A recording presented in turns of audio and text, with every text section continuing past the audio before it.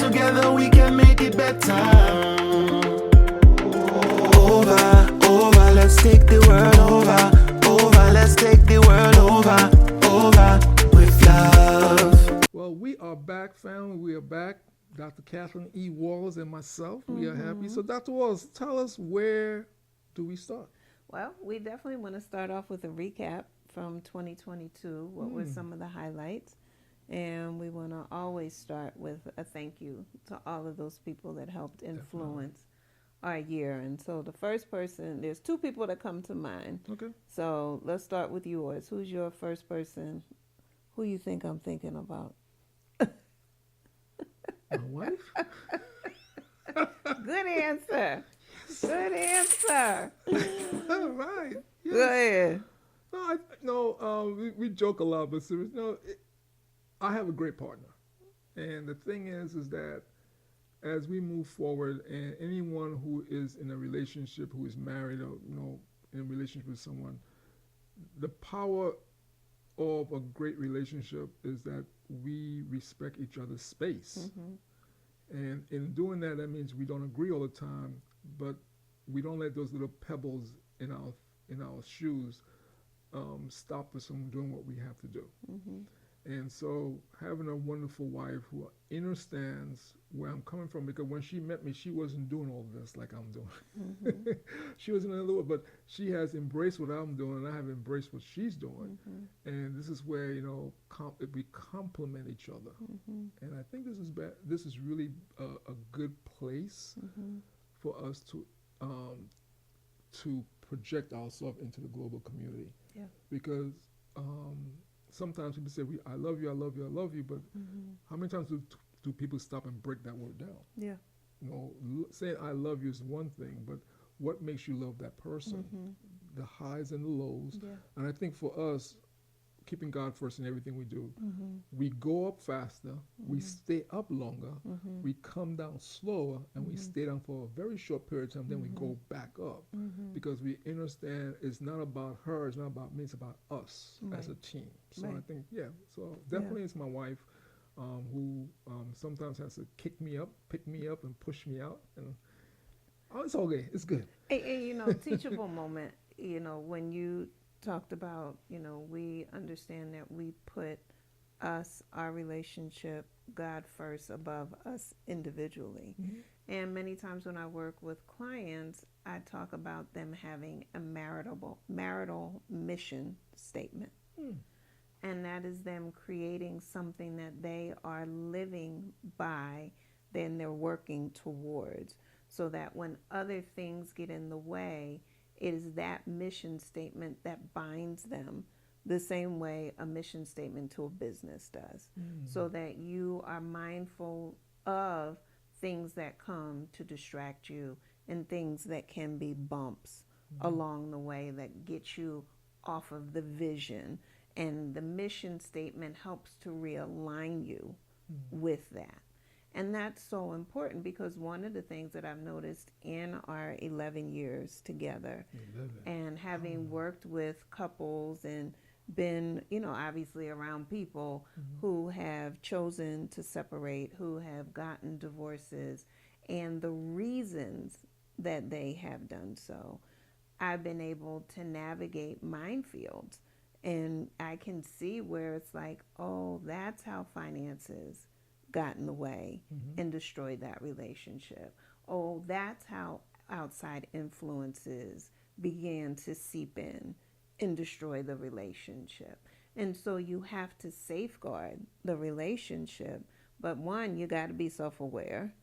Two, you definitely have to be appreciative, right? Definitely. And appreciative is different than just acknowledging, because I can acknowledge things and not appreciate them, but I can't appreciate them and not acknowledge them. I can acknowledge things and not appreciate them, but I can't appreciate something without acknowledging it. That's some policy. One of the reasons I love it so much. There we go. Yes, yes. I love And so when we talk about who are the people who were in our lives in 2022 that we want to appreciate more so than just acknowledge them, Mm-hmm. because we appreciate their presence. You appreciate me, I appreciate you. There's things within our businesses that I could not do. There's things around the house that I could not do without you. And same thing on my side. There's things Right. I cannot do without you. There's things in my business I cannot do, and I thank you for bringing them into the business because Yeah. it has helped me focus the way I'm supposed to focus. Mm-hmm. And I think that's one thing in a relationship, respecting the space that each other brings into the relationship. Yeah. Um, if you truly love that person and you respect that person, you Mhm. understand that person's bringing something in, even though you don't understand it. Look at what it's doing for you. Yeah. It might be lifting you up, and you don't even realize it's lifting you up. Yeah. So it makes us stronger together. Mm-hmm. And I think about it all the time because it's very challenging when you leave your home and you go out and you have so many things that's trying to bump you. Mm-hmm. And I would say the bump is stronger, is more dangerous than the push. Mm-hmm. So when you come home and you have someone at home who helps you settle down and exhale and you could talk to and they could see it from a different perspective because everyone has their own 360 degrees. Yeah. And once we understand that, we get to respect it and listen. Even though we don't agree, we listen. And I always say to myself, I don't get it, but I respect it, and let's see where it's going to take me because I know she's not going to do anything to hurt me. Right. And so knowing that and understanding that and embracing that, it puts me in a humble position where I could sit down and be quiet and let God speak through me and to me. Yeah. And that's a daily prayer. Yeah. So I would say one person who has come into your life, came into our lives through you, who we have to take some time. I think it's important that we take some time to acknowledge and appreciate is Paul. Oh, it's about the Paul? It's about the Paul from Uganda. Yeah. What did I say? How did I start that? When you pray for something, we must understand the way we pray for it is not the way most likely it's going to come to us, because if you believe in prayer and you put yourself in God and you put yourself in that altar at that altar and you start praying, be very mindful that everything is interconnected. So I might be praying for huge success, but I must be connected to 2 or 3 other people before that success comes to me, because my success is connected to their success, Yes. vice versa. Yes. So Brother Paul, and let's be very clear, I have never physically met this brother. Lives in Uganda. A good friend of mine I knew for several years, which I never met either, Sister Kumbi in Zimbabwe, said to me, why don't you start a film festival for filmmakers in Africa? And she said it to me, Dr. Walls, with such love, and it just, hit my core. It hit me in the core. I was like, wow, Africa, a continent, a country, has over 50 countries. How many stories out there that we have never seen? Yeah. I said, that's pretty cool. So we started PIF Africa 2 years ago. And in the first year, Brother Paul submitted some work to him. And his work was really good. I was looking, I said, we started talking. Like, I talked to all the filmmakers, because PIF, as you know, is not about just the film. It's a commitment to excellence. It's a commitment to Ujima, collective work and responsibility. So I started speaking to him, and come to find this brother was doing or wanting to do the same thing I was doing. So it was interconnect. And I was talking about when we took over PIF, PFF, we made PIFF. We put the I in it for international. So I was talking to him, and we kept talking. I was like, wait a second. And we were vibrating on the same level. And this is where we had to understand how awesome God is. We don't all the time have to be physically in the person's presence to be blessed, because spirit is everywhere. Yep. And so we kept on talking. And next thing I know, we started moving and talking about doing projects and so forth and so on. He gave me office space in his office in Uganda. So I tell people I do have an office in Uganda. I do, because if anything happens, I just point people to him. Right. And so he has been a tremendous blessing to PIF and to UCCI and to you, because people in Africa, hey brother Ed, how you doing? Hi sister Doc. I'm Dr. Walter. It's like they ask me about her so much, and it's really cool to know that people acknowledge me and respect my partner. Mm-hmm. And they understand that I go nowhere without my partner. So Mm-hmm. Paul has been a tremendous blessing for Yes. us in Africa because you've been to Africa. I've never been to Africa. So Mhm. he helps me understand so much of the culture, the languages in Africa, because and so I could ask him questions about because he grew up in Africa. Right. He's a grown man. He has children. Right. So he has lived the culture. Mm-hmm. I have studied the culture. Mhm. Two different things. Mm-hmm. And so I'm able to learn so much more from him. So he has been a huge.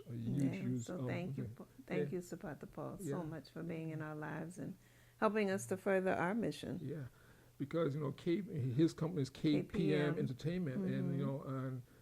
and as we grow with him, it gives us an international look that we did not have before. Yeah. It helps me speak a little bit stronger about what I want to do and where God is taking me because now I know people in not only Uganda, in Kenya, in Botswana, in South Africa, in Zambia, and these are people we're getting ready to work with. Mm-hmm. So yeah, so I'm excited about 2023. And people we have worked with Yeah, so- because we've been able to sponsor students, Yes, we're gonna talk about that. Talk right? about that. That wasn't a reality for us 3 years ago. So again, right, when we're talking about stronger together, we're talking about with each other, but we're also talking about putting our hand in other people's hands and stronger together globally. Yeah. And when we started PIF, it was the whole understanding, and PIF stands for the Piton International Film Festival. It was the whole idea of it being a collaboration and not a competition. And we know that globally competition is vibrant and thriving, but collaboration is something that's harder. And that was something that we wanted between us as a couple. We wanted to make sure that we were constantly collaborating, not compromising, which is fine, but we wanted the highest form of relationship, which is that collaboration. And so we wanted it personally, and we also wanted it professionally. And that's very challenging a lot of times for people because competition has ruled the world for so long. It's everywhere. Right, and it tends to be in every facet. And so we know within relationships, within a romantic relationship, within friendships, you have to be careful of competition because it can show itself in parent-child relationships. I deal with it clinically. These are things that we're constantly looking out for. So being mindful of when that spirit, when that energy of competition creeps in, and making sure that you transmute it, you want to change it into collaboration, you got to call it out, recognize it for what it is. I had to do it with my mom the other day. Because she just she just kept being, she doesn't want this from me, she doesn't want this from me. And I was like, Mom, what are you talking about? And I said, wow, I said, you're really coming off very competitive. I said, I've never said that I didn't want these things for you. I've actually never said anything about them. So why do you keep making that statement? And she said, you think I'm competitive? And I said, I do think you're competitive. I said, am I misunderstanding what you're saying? Because I could have it wrong. Right? So I don't want to assume. I said, what do you think? She said, oh, yeah, I'm extremely competitive. She answered her own question. Oh, that's cool. I was like, well, Mom, I'm not competing with you. I have no desire to compete with you. I said, actually, I have no desire to compete with anyone. I haven't ever had a desire to compete with anybody. I said, if anything, I compete with myself, and that's to be better in each moment than I was the moment before. Should it be that that's where I decide that I want to grow? Yeah. No, I and the thing for me, I have always been a competitive person in the martial arts and track and field. You know, when I played basketball, I've always and I love when I was in high school. I loved competing with my classmates to see who in my electronics classes who could finish this first, who could get this best, get the best grades, competing. So competition has always been something that I thrived on. But as I got older and I'm looking around, it dawned on me that when you compete with someone, doesn't mean you're doing your best. You're just trying to beat them. Right. No, the old saying is two guys running away from a bear, and the guy said, I don't have to run, I just have to run faster than you. Right. I run faster. I don't have to run my fastest. I don't have to run as fast as I can. I just have to run faster than you. So to beat someone, you might just have to do 60% to beat the person. Right. 70%. That doesn't mean it's your best. Right. So I look at one of the organizations we have on this planet. It's called the United Nations. The United Nations was set up to where we could sit down and talk about our differences and come to a conclusion that helps both countries. That's what it was initially set up as. And I was like, where do we as a people, where do we sit down and collaborate with each other? Yeah. And I didn't, there might be but I didn't see it. And I was like, that was very troubling for me. I was like, I don't want to compete with you. I want to collaborate with you. So when we started PIF, and I put it to my whole company, I'm not looking to compete with anyone. If you're looking to compete with me, then you win automatically. I'm just going to back away and let you do what you got to do. I'm looking for people to collaborate with me. That's right. Because I feel like me putting my hand in Paul's hand in Uganda, I've never been there. So he's given me the opportunity to talk to people and work with people in Uganda, in Kenya. Yeah. So if I was competing with him, that wouldn't happen. You know, and so I think about what does, now competition does have its place, but I think if I do 5 hours of competition, I should do 5 hours of collaboration in my art to balance myself. That's where I am right now, because I feel I have been able to get where I am right now because I truly live. I don't practice, I live collaboration. Yeah. And that's where I am right now. Yeah. Yeah. Well, let's take a quick pause. Pause? A pause, not bear pause. Quick pause. And then we're going to come back and talk about who I have definitely appreciated in 2022. Well, I can't wait to hear this, boy. Woo-wee. We will be back. This is Stronger Together with Brother Ed Umoja and Dr. Kathleen E. Walls. All right. We'll be right back. You see, we can move mountains, we part the oceans and sea. If you just believe, we can take the world over, let's take the world over, let's take the world over, with love.